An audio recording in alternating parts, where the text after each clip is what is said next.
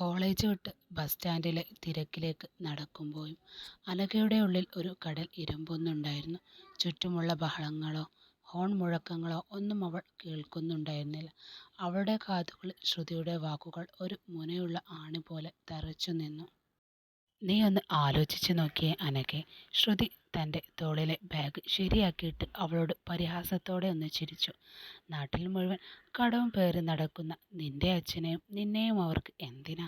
ഒരു തറവാട്ടിൽ കയറ്റാൻ പറ്റിയ ആൾക്കാരാണോ നിങ്ങൾ? പിന്നെ നിനക്കിത്തിരി തൊലിവെളുപ്പുണ്ടല്ലോ. അത് കണ്ടിട്ടാകാം സർ നിന്റെ പിന്നാലെ നടക്കുന്നത്. അല്ലാതെ സിദ്ധാർത്ഥ സർ കാണുന്ന ആദ്യത്തെ സ്റ്റുഡൻ്റൊന്നുമല്ലല്ലോ നീ." അനഘയുടെ മിഴികൾ നിറഞ്ഞു തുളുമ്പി. പക്ഷെ ശ്രുതി നിർത്തിയില്ല. അവൾ കൂടുതൽ ക്രൂരമായി വീണ്ടും തുടർന്നു. "എൻ്റെ വീട്ടുകാർ ഈ കല്യാണം ഏകദേശം ഉറപ്പിച്ചു കഴിഞ്ഞു. അച്ഛനും സാറിൻ്റെ അച്ഛനും തമ്മിലുള്ള ബന്ധം നിനക്കറിയാവുന്നതല്ലേ. അതുകൊണ്ട് സിദ്ധാർത്ഥ് സാറിനെ നീ അങ്ങ് മറന്നേക്ക്.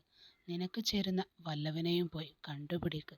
വെറുതെ ആകാശത്തെ നക്ഷത്രത്തെ പിടിക്കാൻ നോക്കല്ലേ നീ." ശ്രേയയുടെ ആ പരിഹാസച്ചിരി ഇപ്പോഴും അനഘയുടെ കാതുകളിൽ മുഴങ്ങുന്നുണ്ട്. പണത്തിൻ്റെയും കുലമഹിമയുടെയും മുൻപിൽ തൻ്റെ പ്രണയം വെറും പാഴ്വാക്കാകുമോ എന്ന ഭയം അവളെ പിടികൂടിയിരുന്നു. ആൾക്കൂട്ടത്തിനിടയിൽ നിൽക്കുമ്പോഴും താൻ ആരുമില്ലാത്തവളാണെന്ന തോന്നൽ അവളെ നിറഞ്ഞു. ഒരു വശത്ത് അച്ഛൻ്റെ കഷ്ടപ്പാടുകൾ, മറുവശത്ത് താൻ ജീവന് തുല്യം സ്നേഹിക്കുന്ന സിദ്ധാർത്ഥ സർ. ശ്രുതിയുടെ വാക്കുകൾ ഓരോന്നായി മനസ്സിൽ തറച്ചു കയറവേ അനഘയുടെ ലോകം നിശ്ചലമായതുപോലെ തോന്നി. കടം പേറുന്ന അച്ഛൻ, തൊലിവെളുപ്പ് കൊണ്ടുള്ള ഇഷ്ടം, ആ വാക്കുകൾ അവളുടെ ആത്മാഭിമാനത്തെ ചോദ്യം ചെയ്തുകൊണ്ടേയിരുന്നു. പെട്ടെന്നാണ് ഹോൺ ശബ്ദം കേട്ട് അവൾ ചിന്തകളിൽ നിന്നും ഉണർന്നത്.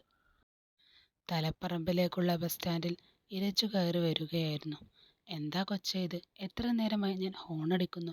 വല്ല ലോകത്താണോ നീ?" കണ്ടക്ടർ ദേഷ്യത്തോടെ അവളുടെ നേരെ നോക്കി വിളിച്ചു. "കയറുന്നുണ്ടെങ്കിൽ വേഗം കയറ്, വണ്ടി വിടാനുള്ളതാണ്." അനഘ വല്ലാതെ പരിഭ്രമിച്ചു പോയി.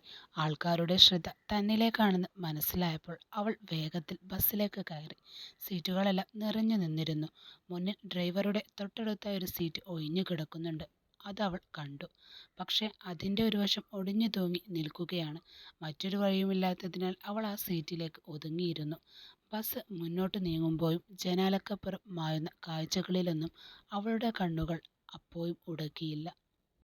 വീട്ടിലെത്താൻ നേരിടേണ്ടി വരുന്ന സാഹചര്യങ്ങളെക്കുറിച്ചും അച്ഛൻ്റെ മുഖത്തെ ദയനീയതയെക്കുറിച്ചും അവളൊന്ന് ഓർത്തുപോയി. ഓരോ വളവും തിരിവും കഴിയും തോറും അവളുടെ ഉള്ളിലെ ഭാരം കൂടിക്കൂടി വന്നു. ഒടുവിൽ ബസ് അവളുടെ സ്റ്റോപ്പിലെത്തി. കിതച്ചു നിന്ന ബസ്സിൽ നിന്നും അവൾ വേഗം താഴേക്കിറങ്ങി. വീടിൻ്റെ ഉമ്മറത്ത് അച്ഛൻ ആലോചനയോടെ ഇരിക്കുന്നുണ്ട്. അകത്ത് നിന്ന് അമ്മയുടെ ശബ്ദം കേൾക്കാം. "എന്താ മോളെ, ഇന്ന് വരാൻ ഇത്ര നേരം വൈകിയത്? മുഖമൊക്കെ വല്ലാതെ ഇരിക്കുന്നല്ലോ. എന്തു പറ്റി നിനക്ക്?" അമ്മ ഉമ്മറത്തേക്ക് വന്നുകൊണ്ട് ചോദിച്ചു. അനഘ മറുപടിയൊന്നും പറയാതെ തല താഴ്ത്തി നിന്നു. "നീ ഇത് എവിടെ നോക്കി നടക്കുകയാണ് കൊച്ചേ? അച്ഛൻ എത്ര നേരമായി നിന്നെയും കാത്ത് ഇവിടെ ഇരിക്കുന്നു. വല്ലതും കഴിക്കാനെടുക്കട്ടെ നിനക്ക്?" അമ്മയുടെ സ്നേഹത്തോടുള്ള ചോദ്യം കേട്ടപ്പോൾ അനഘക്ക് കരച്ചിലടക്കാനായില്ല. "ഒന്നുമില്ല, വല്ലാത്ത തലവേദനയുണ്ടമ്മേ," അവൾ കള്ളം പറഞ്ഞു. "അച്ചു, ഒന്ന് നിന്നേടാ." അനഘ തറഞ്ഞു നിന്നുപോയി. അച്ഛൻ കസേരയിൽ നിന്ന് എഴുന്നേറ്റ് അവളുടെ നേരെ നടന്നു വന്നു. അവളുടെ മുഖത്തേക്ക് തുളച്ചു കയറുന്ന രീതിയിൽ നോക്കിക്കൊണ്ട് അച്ഛൻ ചോദിച്ചു. "നീയും ആ ശേഖരൻ മാഷിൻ്റെ മകനും തമ്മിൽ വല്ല പ്രേമമോ ചുറ്റിക്കളിയോ ഉണ്ടോ അച്ചു? ഉള്ളതാണെങ്കിൽ ഇപ്പോഴേ തന്നെ പറഞ്ഞോ നീ." അനഘയുടെ ഉള്ളിലൂടെ ഒരു മിന്നൽ പിണർ പാഞ്ഞുപോയി. ഭയം കൊണ്ട് അവൾ അറിയാതെ ഉമിനീരിറക്കി. എന്തു പറയണമെന്നറിയാതെ അവളുടെ നാവ് കുഴഞ്ഞുപോയി.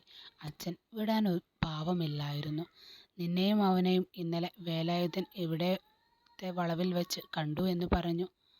നാട്ടുകാരെ കൊണ്ട് ഓരോന്ന് പറയിപ്പിക്കാനാണോ നിന്റെ ഭാവം?"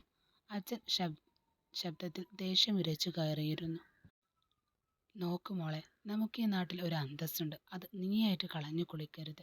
പഠിക്കാൻ വിടുന്നത് പഠിക്കാനാണ്, അല്ലാതെ ഈ പ്രേമം എന്ന് പറഞ്ഞു നടക്കാനല്ല. നിനക്കെന്നെ അറിയാമല്ലോ.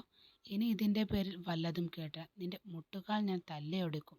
പറഞ്ഞത് മനസ്സിലായല്ലോ നിനക്ക്?"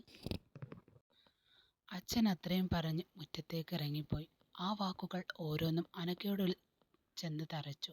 ശ്രുതി കോളേജിൽ വെച്ച് പറഞ്ഞ പരിഹാസങ്ങളും ഇപ്പോൾ അച്ഛൻ്റെ ഭീഷണിയും എല്ലാം കൂടിയായപ്പോൾ അവൾക്ക് ശ്വാസം മുട്ടുന്നത് പോലെ തോന്നി. താൻ ഏറെ സ്നേഹിക്കുന്ന സിദ്ധാർത്ഥ സർ, തറവാടിത്തത്തിൻ്റെ അഹങ്കാരം പറയുന്ന ശ്രുതി, കടം കൊണ്ട് വലയുന്ന അച്ഛൻ. ഇവർക്കിടയിൽ തൻ്റെ സ്വപ്നങ്ങൾ കരിനിഴലായി അവൾ തിരിച്ചറിഞ്ഞു.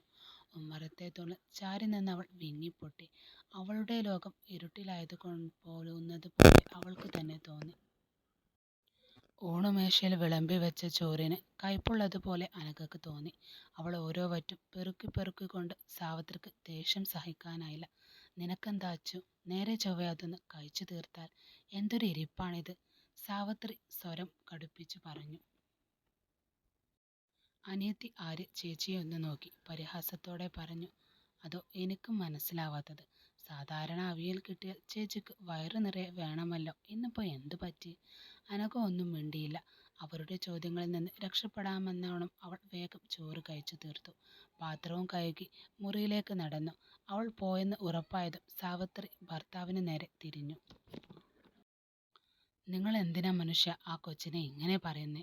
കണ്ടില്ലേ, അവൾ പകുതി വയർ പോലും കഴിക്കാതെ എഴുന്നേറ്റ് പോയത്." അയാൾ കൈ കഴുകിക്കൊണ്ട് ഗൗരവത്തിൽ അവരോടായി പറഞ്ഞു തുടങ്ങി. "പിന്നെ ഞാനെന്ത് വേണം സാവിത്രി? കൈ കെട്ടി നോക്കി നിൽക്കണോ? വെറുതെ ഓരോന്ന് സ്വപ്നം കണ്ടിരുന്ന് നാളെ നമുക്ക് താങ്ങാൻ പറ്റുമോ അതെല്ലാം?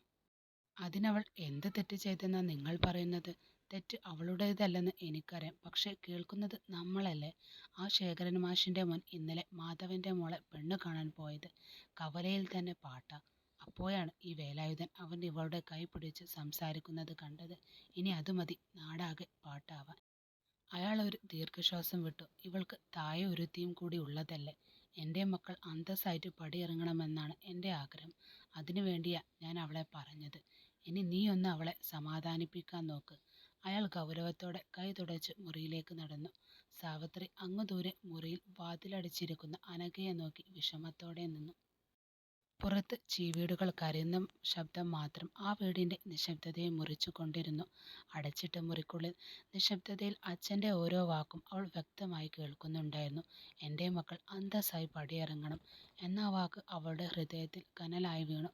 ശരിയാണ്, അച്ഛൻ പറയുന്നത് എത്ര സത്യമാണ്. സിദ്ധാർത്ഥ സാറും താനും തമ്മിൽ വലിയൊരു ആഴക്കടലിന്റെ അനന്തരമുണ്ട്.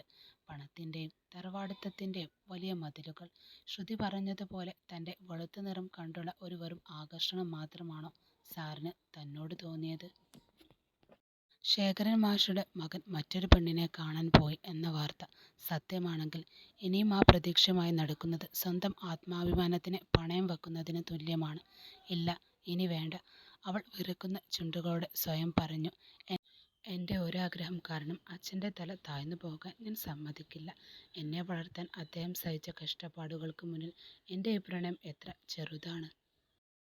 സിദ്ധാർത്ഥ സാറിനെ എന്നേക്കുമായി മനസ്സിൽ നിന്ന് മായ്ച്ചു കളയാൻ അവൾ തീരുമാനിച്ചു. ആ പേര് പോലും ഇനി തൻ്റെ ചുണ്ടുകളിൽ വരാൻ പാടില്ല. സാർ ഇനി ശ്രുതിയെയോ മറ്റേ ആരെങ്കിലുമോ വിവാഹം കഴിക്കട്ടെ. അത് കാണുമ്പോൾ ഉള്ളു പിടയുമായിരിക്കും. എങ്കിലും അച്ഛൻ്റെ അന്തസ്സിനേക്കാൾ വലുതല്ല തനിക്ക് മറ്റൊന്നും. മനസ്സ് വല്ലാതെ ഭാരപ്പെട്ടപ്പോൾ അവൾ കട്ടിലേക്ക് തളർന്നു വീണു. കരഞ്ഞു തളർന്ന കണ്ണുകൾ പതുക്കെ അടഞ്ഞു. നിരാശയുടെയും സങ്കടത്തിന്റെയും കരിമ്പിടം പുതച്ച് ഒടുവിൽ അവൾ ഉറക്കത്തിലേക്ക് വഴുതി വീണു. ഉണരുന്നത് മറ്റൊരു അനഘയായിട്ടായിരിക്കണമെന്ന ഉറച്ച തീരുമാനത്തോടെ.